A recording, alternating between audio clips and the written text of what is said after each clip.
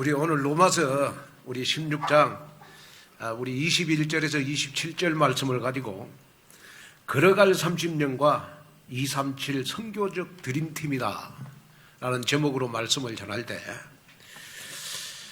여러분 가슴 속에 좀 언약을 붙잡는 오늘 예배가 됐으면 좋겠습니다.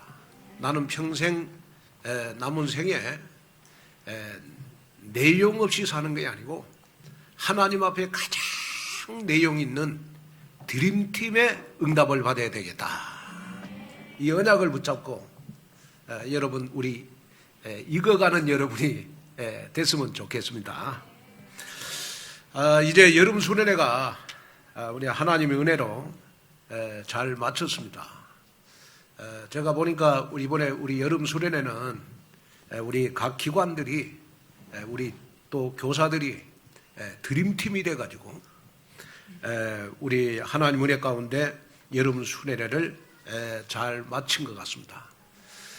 이제 여름 수련회를 우리가 헌신하는 드림팀이 있었기 때문에 많은 열매가 있었고 또 좋은 결과들이 있었습니다. 그래서 이제는 새로운 시작이 되어지는 그러한 응답 속으로 들어갔으면 좋겠습니다. 특별히 이제 저희 교회가 올해 임직을 하고 내년에는 저희 교회가 좀 새로운 도약을 해야 될 것 같습니다. 그러려면 우리 각 기관 내 임원들도 내년에는 조금 드림팀으로 구성이 되어지는 그러한 응답 속으로 들어갔으면 좋겠다. 여러분 드림팀이라는 말을 여러분 많이 들었잖아요. 그렇죠? 드림팀이다. 이 말은 최고의 구성원이 뭉쳐가지고 최고의 팀워크를 여러분 발휘하는 팀을 우리는 드림팀이라고 그러는 것입니다. 이 드림팀이라는 말이 최초로 나오게 된 배경은 우리 1992년도 바르셀로나 올림픽에 출전하는 미국 농구단을 가리키는 용어로 처음 사용이 됐습니다. 이 바르셀로나 올림픽 전까지는 농구 경기에 프로 선수들이 참석할 수 없었습니다. 그런데 규정이 바뀌어가지고 프로 선수도 팀을 구성할 수 있었는데 이때 미국의 NBA 최고의 선수들이 미국이라고 하는 나라의 명예를 위해서 한 팀으로 뭉쳤습니다. 명단을 보면 우리가 전설적인 농구 황제들이 다 있어요. 마이클 조던, 스카티 피텐, 매직 존슨, 찰스 바클리 이런 전설 같은 선수들이 미국 대표팀에 합류를 해가지고요. 어떤 팀도 흉내낼 수 없을 정도로 환상적인 기량을 보여주고 압도적으로 금메달을 땄어요. 그러면서 세계 언론들이 저 미국의 농구팀은 바로 환상적인 팀인데 이름을 어떻게 붙일 것이냐 고민하다가 그러면 드림팀으로 붙이자 해서 드림팀이라고 하는 용어가 여러분 생기게 됐고 여러분 지금은 다양한 분야에서 여러분 드림팀이라는 그러한 이 단어가 사용되고 있습니다. 여러분 나는 걸어갈 30년 선교적 드림팀으로 하나님 앞에 내 인생을 드려야 되겠다. 여러분 이 언약을 붙잡는 순간 하나님은 여러분 걸어갈 30년 동안 여러분 남은 인생에 여러분들에게 오력을 더하셔서 여러분들의 모든 것을 다 책임져 주실 줄로 믿습니다. 그래서 오늘은 여러분 나는 걸어갈 30년 동안 선교적 드림팀이라고 하는 이 언약을 붙잡고 오늘 은혜 받는 여러분이 됐으면 좋겠습니다. 그래서 오늘은 조금 설교가 어려워요. 조금 여러분 인물들이 많이 나오기 때문에 로마서 16장에는 그 인물들을 제가 조금 이렇게 오늘 좀 열거하려고 그럽니다. 그러니까 오늘 너무 인물들이 많이 나와서 조금 지루하신 분들은 그냥 주무셔도 되고, 그죠? 또 주무시는 분들은 또 세계복음할 사람들이니까 주무셔도 되고, 또 나는 맨날 로마서 16장 일꾼들 하는데 그 일꾼들이 어떻게 드림팀이 됐는가 한번 오늘 들어봐야 되겠다. 집은 사람들은 집중해서 오늘 잘 들으시면 돼요. 오늘 사도 바울이 기록한 로마서의 말씀을 한 단어로 요약하라 하면요, 복음이다 라고 답을 할 수 있어요. 그 로마서의 주제가 뭐냐? 복음이다, 복음. 그래서 로마서 우리 1장부터 8장까지는 여러분 복음에 대해서 나와 있어요. 그리고 9장부터 우리가 13장까지는 그러면 우리가 복음을 어떻게 전파해야 될 것인가 라는 복음을 위해서 쓰임받는 내용이 나와 있고요. 그 다음에 이제 로마서 14장부터 16장까지는 그러면 복음을 위해서 쓰임받는 인물들이 나와요. 그런데 오늘 본문은 정말 중요한 바울을 도왔던, 다시 말하면 바울이 여러분 마게도냐 로마를 복음할 수 있었던 선교적인 드림팀, 그 명단이 오늘 나와 있습니다. 그래서 여러분이 오늘 그렇구나, 나도 이제는 남은 생에 237을 살리는 선교적 드림팀이 돼야 되겠구나 라는 마음만 먹어도 하나님은 여러분들을 선교적 드림팀이 되게 하는 귀한 응답과 축복 속으로 여러분들을 인도해 가실 줄로 믿습니다. 그래서 사도 바울은 자신을 향해서 고백을 했어요. 어떤 고백을 했느냐? 나는 하나님의 복음을 위해서 택정함을 입은 자다. 복음을 위해서 태어났고 복음을 위해서 살고 복음을 위해서 남은 생에 드리는 하나님의 복음을 위하여 택정함을 입은 자라고 여러분 자신을 소개했습니다. 자, 그래서 로마서를 여러분 쓰게 된 것도 바울이 썼는데 바로 복음을 위해서 로마서를 쓰게 된 거예요. 자, 그러면 복음이 뭐냐 했을 때 복음은 바로 예수 그리스도가 복음인 거예요. 여러분 복음이 뭐냐 했을 때 복음은 바로 예수 그리스도가 복음이에요. 예수 그리스도가. 그러면 예수 그리스도에 대해서 여러분 잘 설명해 준 성경 구절이 있어요. 그게 바로 로마서 1장 2절 4절입니다. 자, 바울은 예수 그리스도에 대해서 어떻게 복음을 설명해 주고 있는가 한번 보겠습니다. 이 복음은 하나님이 선지자들을 통하여 그의 아들에 관하여 성경에 미리 약속하신 것이라. 그의 아들에 관하여 말하면 육신으로는 다윗의 혈통에서 나셨고 성결의 영으로는 죽은 자들 가운데서 부활하사 능력으로 하나님의 아들로 선포되셨으니 곧 우리 주 예수 그리스도시니라. 자, 여기 보니까 하나님의 아들 예수 그리스도로 태어났는데 이 예수 그리스도는 어떻게 태어났느냐고요. 자, 여기 보니까 성경에 약속하신 대로 태어났는데 어떻게 태어났느냐? 육신으로 말하면 다윗의 혈통에서 태어났고 성결의 영으로는 죽은 자들 가운데서 부활하사 능력으로 하나님의 아들로 선포됐는데 그 하나님의 아들을 한마디로 요약하면 마태복음 16장 16절 주는 그리스도시요 살아계신 하나님의 아들이라는 거예요. 자, 그래서 바울은 이 예수 그리스도를 통해서 주어진 이 복음이 너무나도 소중하고 너무나도 여러분 감격스럽기 때문에 이 복음을 뭐라고 고백을 했느냐? 나의 복음이라고 고백했어요. 여러분 우리는 그동안 복음 너무 많이 들었어요. 너무 많이 들었습니다. 그러나 정말 복음의 답이 난 사람의 특징은 뭐냐? 이 복음을 나의 복음이라고 고백할 수 있어야 돼요. 이 복음은 너의 복음이 아니고 이 복음은 나의 복음이 될 때 복음을 통해서 우리는 모든 문제를 다 해결받는 역사가 일어나는 줄로 믿습니다. 자, 여러분 하나님의 복음이 나의 복음으로 각인 뿌리 체질화 될 때 여러분들은 인생 문제 다 끝나는 겁니다. 목사님, 정말 그리스도는 내 인생 모든 문제 해결자인데 왜 예수님은 십자가에서 내 인생 모든 문제 다 해결했다고 하는데 나는 왜 인생 문제 해결이 안 됩니까? 딱 이유는 여러분 남에게 있는 게 아니고 나에게 있어요. 어떤 나에게 있느냐? 복음이 나의 복음이 안 돼서 그런 거예요. 나의 복음이 안 돼서. 오늘 여러분 이 말씀을 들으면서 하나님 앞에 다 언약을 붙잡고 기도하는 여러분 됐으면 좋겠어요. 하나님, 복음이 나의 복음 되기를 원합니다. 저는 지금 이 자리에 있게 한 것도 저는요, 우리 김동건 목사님이 저거 같은 요렇게 노예에 있었는데 지금부터 한 27, 8년 됐네요. 어느 날 나한테 전화 왔어요. 김 목사, 저 강남에 가면 복지교회에서 조그만한 분이 그 전도학교를 하니까 한번 가보라고.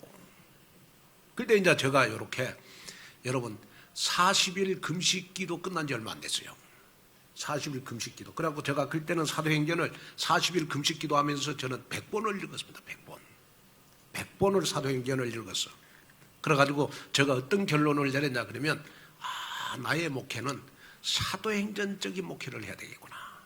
이 결단을 내려가지고 여러분 40일 금식기도 끝나고 얼마 안 있는데 김동훈 목사님 나한테 전화가 왔어. 그때는 제가 목회에 대한 굉장한 나 자신을 정말 포기하고 싶은, 목회를 포기하고 싶은 여러분 그런 심정이 많이 들었어요. 왜냐? 여러분 저는 솔직하게 대한민국의 성경 공부 나는 안 해본 데 없거든요. 조이 선교의 내비게이터 하여튼 월요일부터요 제가 목요일 대한민국의 성경 공부하는 데는 내가 다 다녀봤어. 그런데 대한민국 성경 공부는 보니까 다 성경 공부를 하는데 인격 훈련을 강조하더라. 인격 훈련. 근데 나는 인격이 안 되니까 날 성경 공부를 하고 나면 내가 눌려요. 나는 저렇게 인격이 훌륭해야 저 내비게이터 조이 선교에 강사가 되는 거구나. 나는 어떻게 하지? 그래가지고 심한 이렇게 좌절감을 느끼고 있을 때 김동건 목사 전화가 온 거예요. 그러고 제가 강남에 복지교회를 갔잖아요. 그러고 이제 이 목사님 메시지를 딱 마치고 마지막 결론이라고 하면서 딱 마태복음 16장 16절을 딱 칠판에다 쓰더라고. 주는 그리스도시요 살아계신 하나님의 아들이십니다. 그러면서 밑에다가 예수가 그리스도 인생 모든 문제 해결자. 그러면서 그 밑에다가 딱 한 구절 더 썼어. 그게 뭐냐? 성질 더러워도 이건 믿으면 하나님이 쓰신다고요. 성질 더러워도 인격으로 못돼도 예수가 그리스도 모든 문제 해결자 이거 하나 믿으면 하나님이 쓰신다. 야, 거기에 제가 뽕가. 그 말에 내가 홀려갖고 여러분 지금까지 내가 변함없이 왔어요. 저는 예를 들어서 한국의 진짜 최고의 보수교단에서 저는 신학을 했습니다. 제가 그 개신대학원을 졸업을 했는데 제가 조직신학을 지금 총신대에서 조직신학을 가르치고 있는 서철원 교수한테 제가 조직신학을 공부했어요. 한국의 최고의 여러분 조직신학 교수입니다. 그때 우리 개신대 교수였는데 제가 개신대 졸업하고 얼마 있어 총신대에서 스카우트에 갔죠. 또 여러분 보수교단에서 제가 여러분 목사 안수를 받고 여러분 마태복음 16장 16절을 제가 몰랐겠어요? 주는 그리스도시요 살아계시나 그 몰랐겠어요 제가? 그런데 저는 여러분 다 한 가지 몰랐어요. 그게 뭐냐? 예수님의 십자가 부활 다 믿었거든요. 한 가지 몰라서 예수가 그리스도 내 인생의 모든 문제 해결자. 내 인생은 다 끝났구나. 예수님의 십자가의 피로 내 인생은 다 끝났구나. 3일 만에 부활하신 그분이 나와 함께 계시기 때문에 내 목회에도 반드시 기적이 일어날 것이다. 그 언약을 붙잡고요. 지금까지 저는 한 번도 전도운동 하는데 흔들림이 없었어요. 흔들림이 없었습니다. 어느 정도 흔들림이 없었냐 그러면 제가 여러분 부산을요, 제가 매주 오전 예배 마치고 여러분 밥도 못 먹고 부산을 내가 비행기 타고 2년을 다녔어. 부산을 2년 다녔습니다.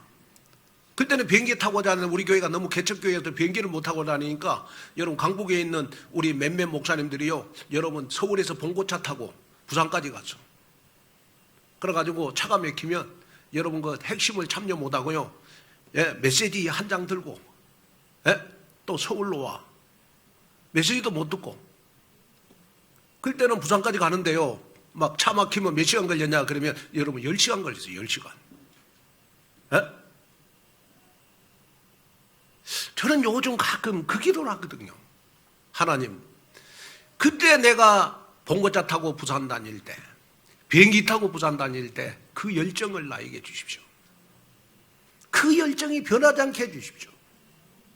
그러면 저와 같은 열정을 가진 동력자들을 하나님 나에게 붙여주십시오. 그래서 제가 그 기도를 하는데 어느 날 제가 지나온 27년 동안 복음운동한 그 열매가 누군가 제가 생각을 해봤더니 여러분들이요. 여러분들이 열매더라고. 여러분들이. 그래도 우리 온누리교회 성도 한 사람 한 사람은 저의 복음 전파의 드림팀이구나. 복음 전파의 드림팀이구나. 여러분 이걸 생각하니까 막 가슴에서요 막 영적인 힘이 생기는 거예요. 그리고 어젯밤에도 제가 이 말씀을 묵상하면서요, 제가 복음 전파의 드림팀이 우리 온누리교회 교인들이구나. 막 이걸 생각하니까 제가 어젯밤에도 여러분 잠을 못 잤어요. 왜? 너무 기뻐가지고. 여러분, 예수 그리스도의 복음 때문에 여러분 교회는 존재하는 겁니다. 저는 늘 기도하는 게 뭐냐, 하나님 우리 온누리교회는 복음 때문에 존재하는 교회입니다. 또 여러분, 제가 지금 설교하는 저도, 말씀 듣는 여러분들도 모두가 다 예수 그리스도의 복음 때문에 존재하는 하나님의 자녀입니다. 그래서 로마서는 이 복음 때문에 우리가 변화되는 삶을 살게 되고 그 삶이 궁극적으로 우리의 삶이 선교적 삶으로 연결되는 것, 이것이 바로 하나님이 나를 향한 계획이다. 그래서 로마서는 여러분 3가지 주제를 가지고 있어요. 그게 뭐냐? 복음, 변화된 삶, 선교적 삶. 그래서 최고의 변화 중에 변화는 뭐냐? 그러면 나의 인격이 변화되는 게 아니고 여러분 나의 삶이 선교적 삶으로 변화되는 것. 그게 최고의 변화된 것입니다. 그래서 오늘 성도 여러분은 여러분 예수님은 십자가에서 다 이루었도다. 여러분 인생 문제 다 끝냈다고 그러잖아요. 아멘. 예수님은 십자가에서 여러분 정말 내 인생 문제 다 끝냈다. 이 복음을 나의 복음으로 믿어라. 나의 복음. 아멘. 나의 복음으로 믿어라. 오늘 이 축복이 오늘 여러분들에게 있기를 주 예수 그리스도 이름으로 축원을 드립니다. 그래서 모두 성도 여러분, 이 복음을 사랑하고 충만히 체험하고 변화돼 가지고 237 나라 5천 종족을 살리는 237 선교 드림팀의 절대 구성원으로 멋지게 자리매김하는 여러분 되시기를 주님의 이름으로 축원을 드립니다. 그러면 첫째, 우리는 현장 회복의 드림팀이 되어야 됩니다. 여러분, 바울 사역의 여러분 플랫폼 역할을 했던 여러분 인물들이 나오죠. 제가 이 앞주에 설교했습니다마는 바로 바울의 보호자였던 베베하고 바울의 동력자였던 여러분 브리스길라와 아굴라 부부를 우리가 이 앞주에 살펴봤습니다. 그래서 이분들은 다 바울의 보호자요 동력자였습니다. 다시 말하면 바울의 사역적인 플랫폼이었어요. 사역적인 플랫폼. 여러분 오늘은 나머지 바울의 동력자들을 우리가 한번 살펴보려고 합니다. 바울과 함께 성경적 전도 운동을 여러분 끝까지 함께했던 동력자들. 여러분 로마서 16장의 인물들은요, 성경적 전도 운동을 했던 여러분 바울의 동력자들인데 이 인물들이 다 뭘 했느냐 그러면 5가지 기초를 했어요. 다락방, 팀사역, 미션홈, 전문교회, 지교회 사역을 했어요. 지교회 사역을 했죠. 여러분, 사실 우리가 전도운동 하는데요, 이 5가지 기초가 사역의 모든 것이라고 보면 돼요. 자, 그러면 우리가 이 다락방이 뭐죠? 다락방은 지속적인 말씀 운동의 현장 아닙니까? 어떻게 지속적인 말씀 운동의 현장이냐? 그러면 사도행전 5장 42절입니다. 그들이 날마다 성전에 있든지 집에 있든지 예수는 그리스도라고 가르치기와 전도하기를 그치지 아니하니라. 자, 여기에 보니까 여러분, 그들은 날마다 성전에 있든지 집에 있든지, 성전에 있든지 집에 있든지, 이 말은 무슨 말이에요? 정해진 시간과 정해진 장소에서 지속적인 말씀 운동을 했다는 거죠. 어떤 말씀 운동을 했느냐? 그러면 예수가 그리스도이심을 고백해서 인생의 출발점을 바꾸는 현장이 바로 다락방이라는 겁니다. 여러분, 그래서 다락방은 모여서 말씀 운동만 하는 것이 아닙니다. 말씀 운동의 궁극적인 목적인 지교에 운동할 요원을 찾아서 양육하는 것이 다락방이 돼야 돼요. 자, 그런데 말씀 운동하는데 여러분, 사명자가 딱 발견됐다 그러면 바로 팀사역을 하면 돼요. 팀사역은 뭐냐? 만남을 통해서 짧은 시간에 복음으로 생애 답을 주고 치유를 해주는 겁니다. 다시 말하면 사도행전 8장에서 빌립이 에티오피아 내시를 팀사역한 것이 아프리카 복음화의 문이 됐다는 걸 여러분 다 아시잖아요.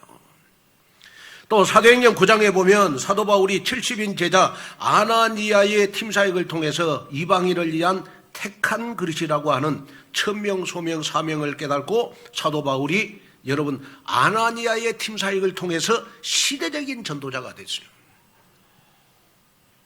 그게 바로 팀사역이거든요. 그럼 미션홈은 뭐냐? 다락방과 팀사역을 통해서 찾아간 제자를 확립시키는 사랑과 집을 지칭하는 여러분 용어죠. 다시 말하면 미션홈이라고 하는 것은 여러분 집을 말하는 겁니다. 집. 다시 말하면 말씀 운동할 집이 바로 여러분 미션홈. 저는 여러분이 정말 여러분들 가정이 미션홈이 된다면 여러분들 가문은 바로 여러분들 가정은 복음의 명문 가문이라고 저는 믿습니다. 자, 그래서 우리가 미션홈에서 제일 먼저 해야 될 거는 뭐냐? 저는 후대를 키워야 된다고 생각합니다. 여러분들 가정에서 제일 먼저 해야 될 건 뭐냐? 그러면 여러분 우리의 후대를 키워라. 다윗 같은 사무엘 같은 왕 앞에서는 여러분 대한민국에 그래도 여러분 총리 정도 될 수 있는 요셉 같은 인물을 우리 가정에서 키워내야 된다. 그래서 우리가 가정에서 못 키워내니까 여러분 우리 교회는 교회에서 키우자 해서 저희 교회에서 서밋스쿨을 한 겁니다. 서밋스쿨 시작한 거 아니겠습니까? 자, 그래서 미션홈에서 사명자들이 뿌리를 내리고 변화되고 그리스도의 절제자로 확립돼 가는 이 사람들을 모아가지고 여러분 그 다음에 전문교회를 합니다. 전문교회라고 하는 것은 뭐냐 그러면 기능, 직장, 산업의 축복을 누리는 현장이죠. 내가 일하는 삶의 현장에서 지속적인 복음운동을 펼쳐나가는 겁니다. 기능과 직업을 중심으로 한 전문사역이 이루어지는 겁니다. 그래서 로마의 지식인, 정치인, 경제인들을 변화시키는 플랫폼이 바로 여러분 전문교회였습니다. 그 다음에 여러분 지교회가 나오잖아요. 지교회는 평일교회, 매일교회, 현장교회를 말하는데 미션홈이 확장된 형태의 교회를 말하는 겁니다. 그래서 미션홈의 규모가 커지면 지교회가 되고 더 확장되면 건물을 갖춘 예배당으로 인도받는데 여러분 건물을 갖춘 예배당을 우리는 지교회당이라고 하는 것입니다. 그런데 이 지교회는 5가지 기초 확산의 중심축이고 또 이 지교회를 통해서 전도 캠프가 확산되어져서 지교회를 통해서 늘 전도운동이 일어나게 해야 되는 것입니다. 제가 이 5가지 기초를 말씀드리는 이유는 저희 교회 여러분 새신자들이 오시잖아요. 그러면 우리 장로님들, 안수 집사님들, 우리 새가족 도우미들은요, 새가족들을 어떻게 인도해야 되느냐? 5가지 기초로 인도를 해줘야 돼요. 이 말은 무슨 말이냐 그러면 어떤 새가족이 왔어. 그 사람하고 딱 이렇게 내가 포럼을 했어. 그 사람이 전혀 복음을 몰라. 그러면 저 사람을 내가 다락방을 해서 복음을 나의 복음으로 만들도록 해야 되겠구나. 그러면서 도와줘야 되고. 또 어떤 사람 보니까 또 영적 문제가 너무 많아. 그러면 그 사람을 내가 팀 사역에서 내가 치유를 시켜줘야 되겠구나.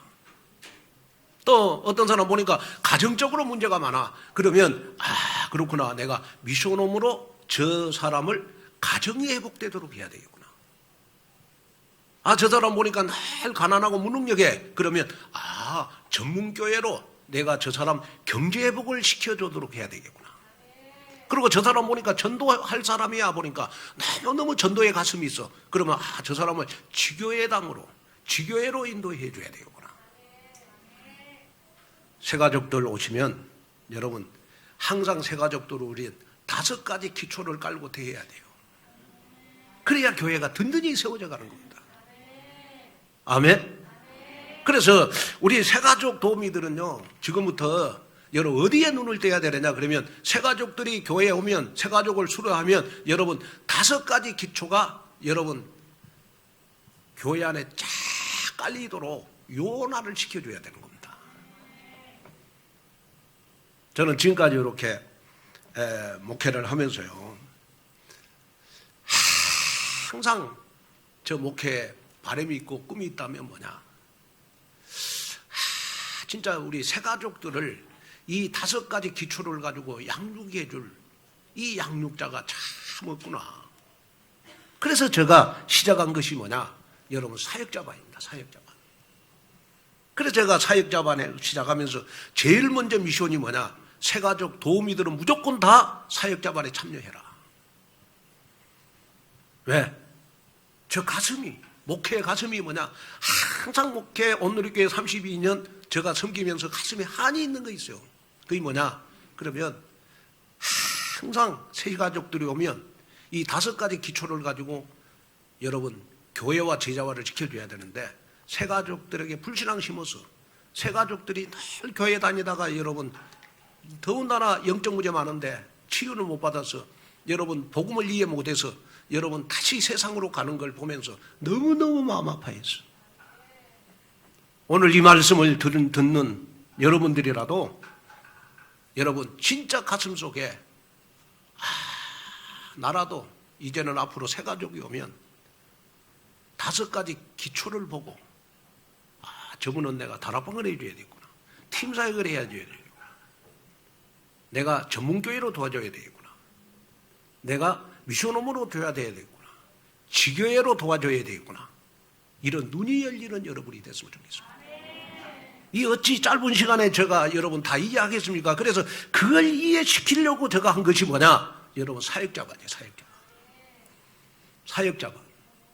그래서 새가족 도우미들에게 제가 늘 강하게 강조하는 거, 새가족 도우미들은 무조건 사역자반에 참여해라. 왜? 우리 온누리교회 미래가 달려있는 것이다. 자, 여러분 이번에 우리 임직받는 분들도요 반드시 가져야 될 거 있어요. 그 뭐냐, 우리 이제 다음 주일날 우리 이제 임직자들 투표를 하잖아요. 저는 뭐 많은 분들이 장로님들이 되고 많은 분들이 안수집사님이 되고 많은 분들이 권사님이 됐으면 좋겠어요. 그러나 여러분 정말 앞으로 우리 임직받는 분들이 가슴에 담아야 될 거 있어요. 그 뭐냐 그러면요, 성경적 전도운동을 목사님이 펼쳐나가는데 디딤돌이 돼야지 걸림돌이 되면 안 된다.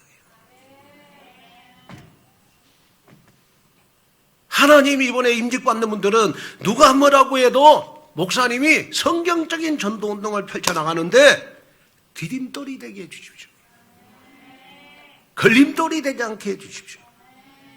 그래서 나의 작은 결단이 나의 미래를 만들게 해주십시오.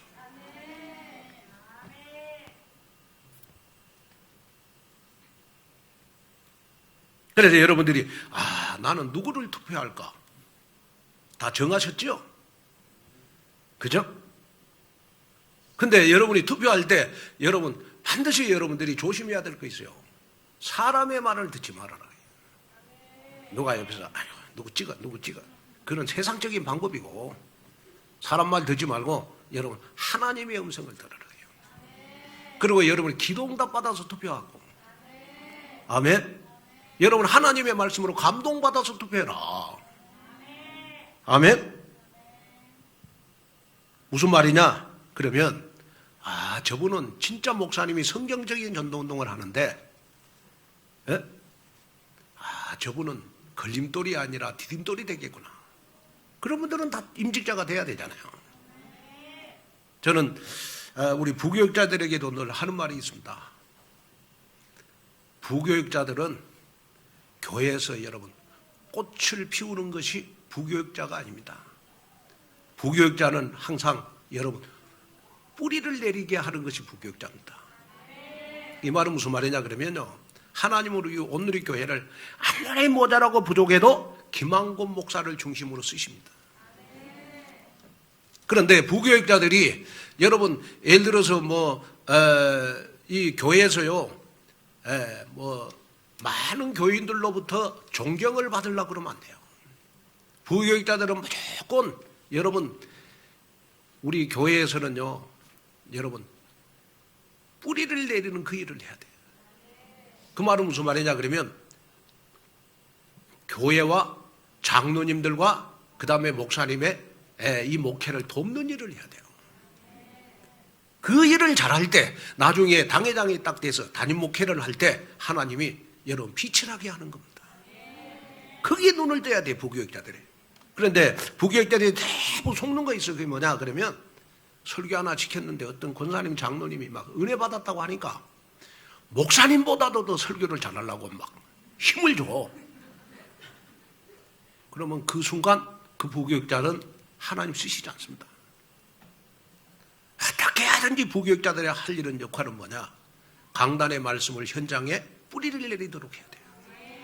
그게 부교육자의 역할이잖아요. 임직자의 역할도 여러분 그 일을 해야 됩니다. 강단의 메시지를 현장에 5가지 기초로 여러분 뿌리를 내리도록 만들게 해주는 거예요. 그 역할이 여러분 임직자의 역할이에요.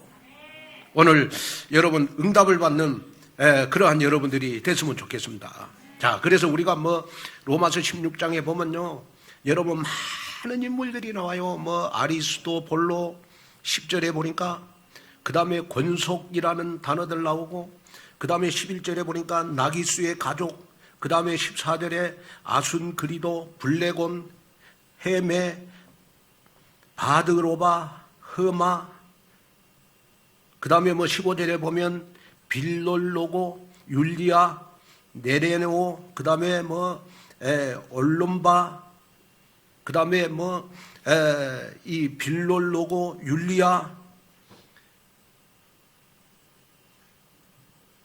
그 다음에 보면 여러분들 너무너무 인물들이 많이 나옵니다. 그런데요, 여기에서 우리가 인물들 가운데 딱 알아야 될 게 하나가 있어요. 그게 뭐냐 그러면 이분들이요, 가이가 다 권속이었다는, 권속. 권속이라는 말은 무슨 말이냐? 그러면요, 가족이라는 말이에요, 가족. 이분들은 요즘으로 말하면, 우리 한국말로 말하면요, 여러분이 기억해야 될 것은 뭐냐 그러면요, 야고보를 칼로 죽인 헤롯 아그리빠 1세의 여러분 황제가 나와요. 그런데 이 황제 집에 들어가가지고 이분들은 가해가 다 무슨 일을 했느냐 그러면 파출부 일을 해요. 파출부 일을 하면서 뭘 했느냐, 성경적인 전도운동을 했어. 그런데 이분들이 성경적인 전도운동을 했기 때문에 여러분 어떤 일이 벌어지느냐, 차후에 여러분 313년에 콘스탄틴 황제에 의해서요, 기독교가 로마의 국교가 되잖아요. 그런데 여러분 313년에 여러분 콘스탄틴 황제가 여러분 기독교가 로마의 국교가 된 결정적인 배경이 로마서 16장 인물들이 여러분 전부 다 황제 집에 파출부로 들어가가지고 거기서 뭘 했느냐, 여러분 성경적인 전도운동을 했어. 그래서 여러분 이 기독교가 로마의 여러분 국교가 되는 역사가 일어났습니다. 여러분, 여러분들의 작은 전도운동이 후일에 우리 237을 살리고 5천 종족을 살리는 여러분 작은 씨앗이 될 줄로 믿습니다. 거기에 주역이 누구가 돼야 되느냐? 여러분이 돼야 됩니다. 저는 남은 생에 여러분, 우리 교회 정말 한 사람 한 사람 우리 로마서 16장의 인물들로 만들어야 되겠구나. 이것이 저의 한이고 여러분 저의 기도 제목이고 여러분 저의 목회 방향입니다. 여기에 여러분 쓰임받는 그러한 드림팀이 여러분이 되시기를 주 예수 그리스도 이름으로 축원을 드립니다. 그 다음에 둘째, 우리는 걸어갈 30년 견고한 복음 공동체가 되어야 됩니다. 자, 우리 로마서 16장 우리 21절 23절 한번 볼까요? 나의 동역자 디모데와 나의 친척 누기오와 야손과 소시바더가 너희에게 문안하느니라. 이 편지를 기록하는 나 더디오도 주 안에서 너희에게 문안하노라. 나와 온 교회를 돌보아주는 가이오도 너희에게 문안하고 이성의 재무관 에라스도와 형제 구아도도 너희에게 문안하느니라. 자, 여러분이 보면요, 제일 먼저 누가 나오니까 디모데와 가이오가 나와요. 디모데는 바울의 믿음의 아들로 불렀고 분쟁 가운데 있던 고린도 교회로 바울이 파송을 했어. 그리고 바울을요, 바울 서신을 여러분 집필로 이 심부름을 했던 더디오가 나와. 더디오. 그 더디오는 무슨 일을 했느냐 그러면 바울의 메시지를 다 정리를 했어. 그래서 바울이 안질로 고통을 받아가지고 여러분 직접 글을 쓸 수가 없을 때 옆에서 더디오가 여러분 바울 서신을 다 대필해서 기록을 했어. 진짜 귀중하잖아요. 그리고 여기에 누가 나오니까 여러분의 에라스도가 나오죠. 에라스도는 당시 고린도 성의 여러분 재무관이었어. 재무관. 그러면서 구하도도 나오죠. 그래서 에라스도는 고린도 지역의 재정을 담당하는 행정관리의 일을 했어요. 그러면서 이 가이오와 함께 이 에라스도는 고린도에 상당한 영향력을 가진 인물이었다. 그런데 이들의 사회적 지위를 볼 때 이 에라스도, 구아도 이런 사람들은 보면 여러분 바울을 경제적으로 도왔던 경제적인 플랫폼이 됐을 것이다. 그 다음에 로마서 16장의 인물로는 아시아에서 그리스도께 처음 맺는 열매 누가 나오죠? 에베네도가 나와요. 에베네도. 교회를 위해서 많이 수고한 마리아, 바울과 함께 갇혔던 안드로니고, 유니와 사랑하는 암블리아, 동력자, 그 다음에 우르바노, 스다구, 그리스도 안에서 인정받는 아벨레, 주 안에서 수고한 드루베냐, 드루보사 버시, 주 안에서 택하심을 입은 누포, 그의 어머니 등이 쭉 인물이 나와요. 그래서 바울이 로마서 16장의 인물들을 여러분 열거하면서 바울이 사역적인 특징을 마치 별명을 붙이듯이 기록을 해놓고 있어요. 저는 어젯밤에 이 인물들을 묵상하면서 제가 뭘 생각한 줄 아십니까? 하나님, 제가 앞으로 목회를 하면 이제 얼마나 하겠습니까? 저도 걸어갈 30년 앞으로 저와 동력할 분들을 한 분 기록하겠습니다.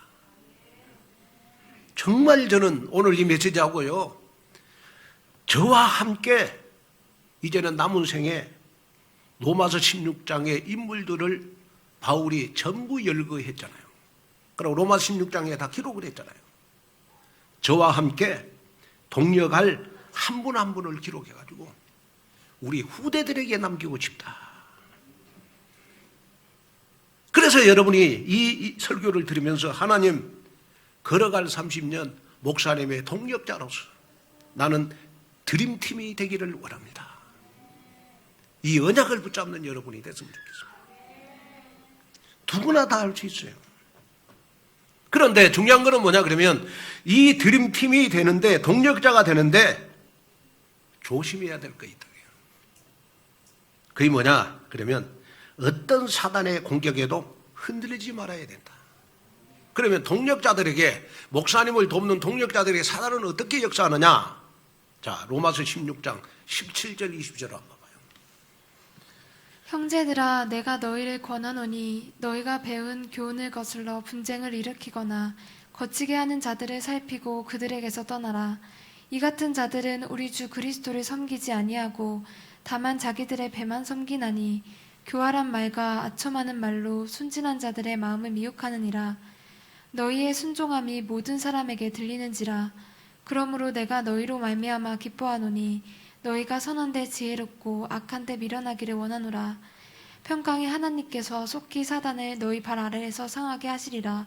우리 주 예수의 은혜가 너희에게 있을지어다. 아멘. 자, 여러분이 이제 목사님을 돕는 동력자가 되겠다고 딱 여러분 언약을 붙잡았다면 조심해야 될 거 있다. 그게 뭐냐? 어떤 사단의 공격에도 흔들리지 말아라. 그러면서 여러분이 기도를 해야 돼요. 어떤 기도를 해야 되느냐? 하나님, 내가 목사님의 동력자로서 237 선교적 드림팀으로서 선한데 지혜롭고 악한데 밀어나기를 원합니다. 그러면서 사단의 공격이 동력자들에게 어떻게 있느냐? 그러면 형제들아 내가 너희를 권하노니 너희가 배운 교훈을 거슬려 분쟁을 일으킨다. 분쟁을 일으키는 자들에게서 떠나라. 이 말은 무슨 말이에요? 분쟁의 반대는 평화입니다. 평화. 항상 교회 평안을 선택을 해라. 은혜를 선택을 해라. 그러면서 여러분 사단의 공격이 뭐예요? 자기들의 배만 섬기고 교활한 말을 하고 아첨하는 말을 하고 교회에서 복음으로 순수하게 신앙생활하는 사람들의 여러분 마음을 미혹하게 하고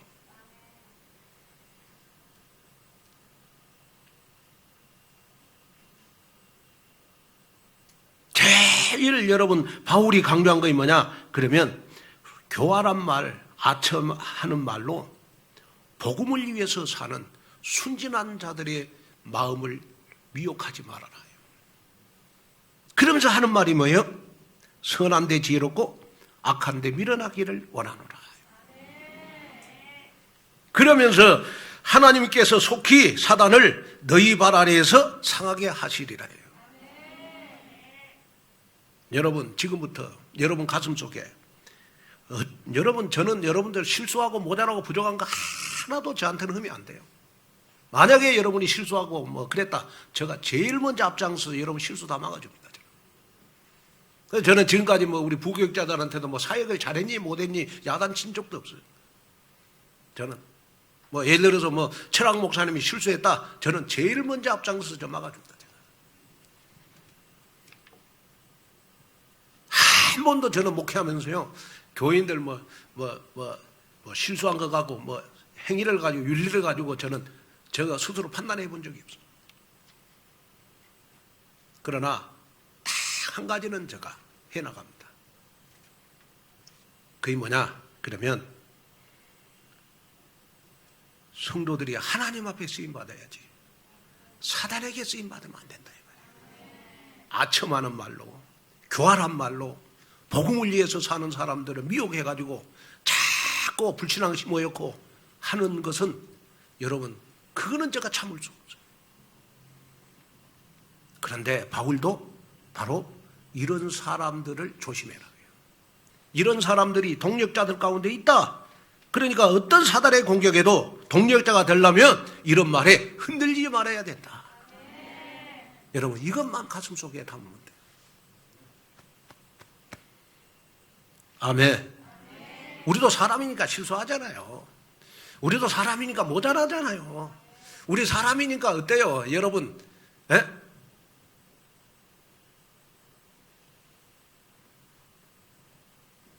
저도 여러분들 그렇잖아요. 여러분들이 김한권 목사 그러면 100% 마음에 든 사람도 있겠지만은 마음에 안 든 것도 많이 있겠지요. 그러나 하나님이 쓰실 목사님이니까 여러분이 저의 말에 순종함에 따라주잖아요. 왜? 성경적인 전도 방법을 성취시키기 위해서. 그게 중요하잖아요. 특별히 바울은요 20절에 여러분 평강의 하나님을 강조하고 있어요.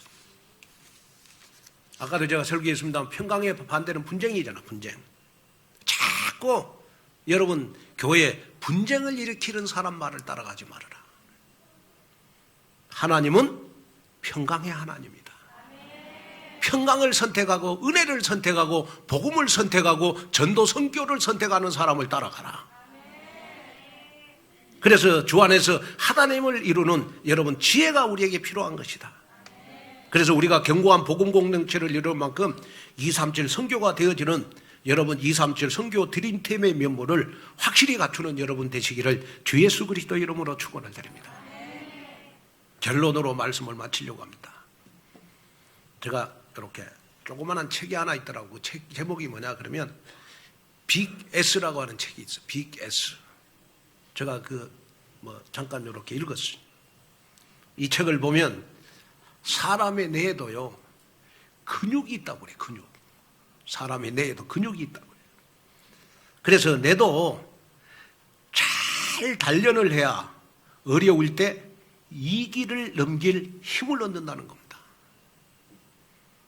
그래서 우리가 이 뇌에다가 여러분 일주일 동안 여러분 평안하게 살려면 주일날 여러분 이 예배 오셔가지고 뇌에다가 말씀을 각인시켜야 되거든요.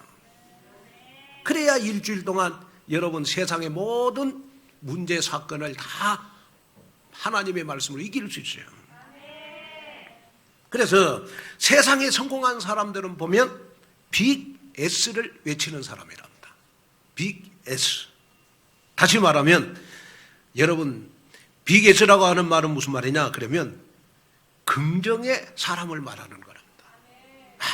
뭐든지 사람이 보면 긍정적이라. 빅 S요. 그런데 중요한 거는 뭐냐 그러면 여러분 긍정보다도 내 뇌에 더 강한 힘이 뭐냐 여러분 복음이 주는 절대 긍정이라는 겁니다. 그러면 우리가 여러분 복음이 주는 절대 긍정의 사람이 되려면 어떻게 해야 됩니까? 바로 빅 아멘의 사람이 돼야 된다. 빅 아멘. 자, 아멘이란 뜻이 뭐죠? 목사님이 설교하면 이 말씀이 나에게 그대로 일주일 동안 성취될 줄로 믿습니다. 아멘이잖아, 아멘. 무슨 말이냐? 그러면 여러분이요, 이제는 긍정보다도 일주일 동안 나의 삶에 여러분, 아멘 할 때 내 뇌에 아멘이 딱 내 각인된다네.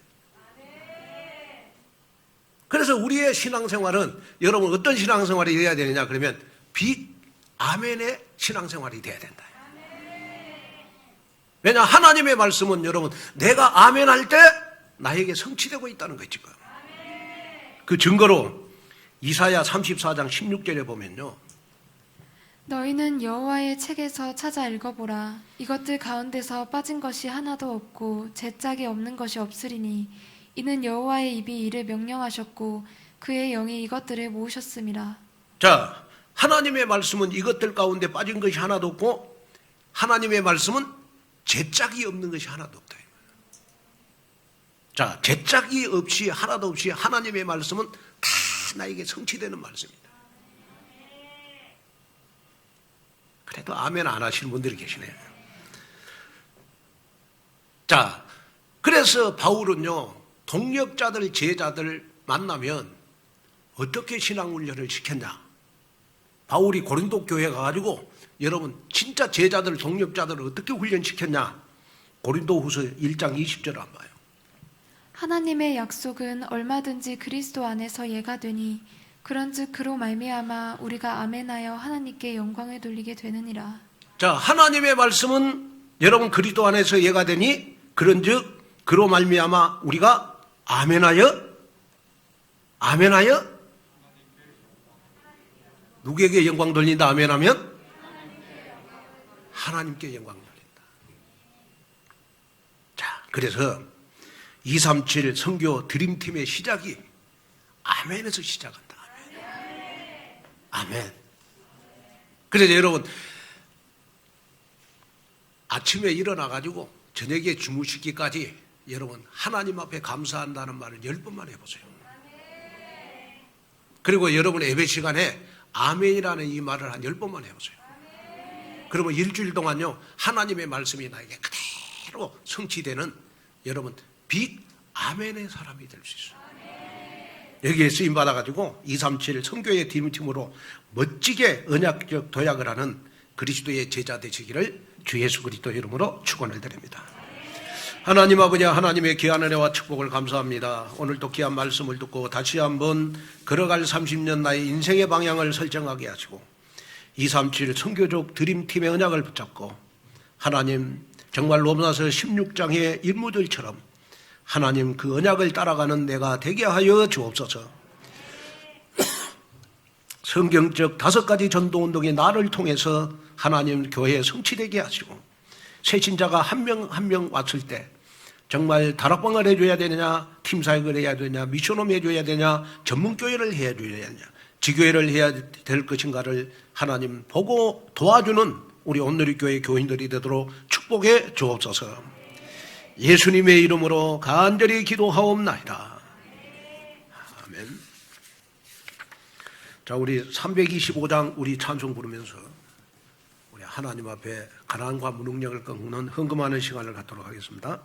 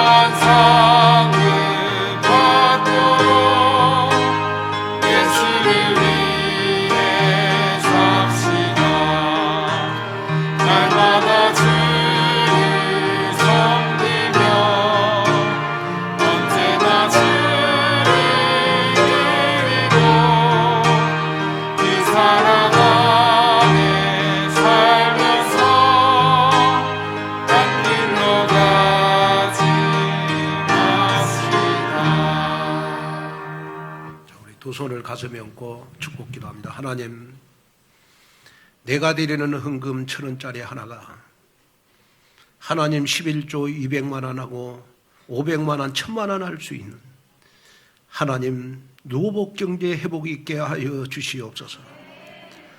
말라기 3장 7절에 내게로 돌아오라 그리하면 나도 너희에게로 돌아가리라. 정말 하나님과 물질이 통할 때 하나님은 나에게 돌아와서 나에게 경제 축복을 주시겠다고 약속하였습니다. 하나님, 내가 드리는 이 헌금이 하늘 문을 여는 헌금이 되게 하옵소서. 특별히 하나님 11조를 드리지 못한 성도들이 있다면 하나님 너무 가난의 상처 때문에, 하나님 너무 가난 때문에 하나님 11조를 못 드리고 있다면 하나님 나에게 결단을 주시옵소서. 나의 작은 결단이 내 인생의 100배의 축복이 오고, 내가 100배의 축복을 받을 때 우리 후대들 1000대까지 하나님 경제적 축복에 영향이 갈 줄로 믿습니다. 거기에 주역이 내가 되게 하여 주시옵시며, 평생 무능력과 가난을 선택할 것이 아니고 하나님 앞에 정말 경제적 축복을 선택하는 저희들 되도록 도와주시옵소서. 내가 드리는 귀한 11조가 하늘 문을 열고 복을 쌓을 것이 없도록 붙지 아니하나 보라고 시험하라고 하시는 하나님, 정말 경제적 축복을 받으면서 하나님 인생 살게 하여 주시옵소서. 바다의 풍부함과 열방의 재물이 우리의 가정과 사업체로 돌아오게 하시고, 비둘기가 구름대처럼 보금자루로 날아옴 같이 하나님 전도 선교를 위해서 하나님이 숨겨놓은 하나님 이 시대의 루어복 경제가 우리의 가정과 사업체로 돌아오게 하여 주시옵소서. 특별히 하나님 기도합니다. 정말 내가 드리는 귀한 헌금 하나님 하나도 꼭 기억하셔서 한 주간 동안 산업 현장에서 하나님 절대로 산업하는 데 강도 만나지 않게 해주시고, 도둑놈 만나지 않게 하시고, 사기꾼 만나지 않게 해주시고, 정말 나와 함께 하나님 루어복 경제 회복할 하나님 사람을 만나는 축복 속으로 들어가게 하여 주옵소서. 병든 자들을 축복하셔서 하나님 정말 빨리 회복되도록 도와주시옵시며, 하나님 여름 휴가 이후에 내 신앙생활에 새로운 시작이 있게 하여 주시옵시며, 이번 주일부터 하나님 철학 기도를 우리 본당에서 드리려고 합니다. 이제는 마음껏 찬양하고 기도할 수 있는 철학 예배가 되도록 도와주시옵시며, 다음 주간 우리 장로 안수 집사 권사 투표를 하려고 합니다. 하나님의 절대 주권을 믿는 임직을 앞두고 하나님의 절대 주권을 믿는 믿음을 갖게 하여 주시옵소서. 우리 하나님 건호 랩런트가 다시 유럽으로 갔사오니 하나님 새로운 팀에서 하나님 정말 적응 빨리 할 수 있도록 도와주시옵시며, 하루빨리 좋은 소식이 들리도록 하나님 아버지 인도하여 주옵시며, 우리 온누리 교회에 속한 태영아부들을 축복하셔서 하나님 어제 태영아부 수련회를 통해서 하나님 아버지 미래의 다윗이 되게 하시고 사무엘이 되게 하시고 요셉이 되는 우리 태영아부가 되도록 축복하여 주시옵소서. 이번 한 주간도 하나님 정말 하나님의 음성을 듣고 다음 주일날 임직자 투표를 할 수 있는 하나님 귀한 하나님의 시간표를 보게 하여 주옵소서. 예수님의 이름으로 간절히 축복 기도하옵나이다.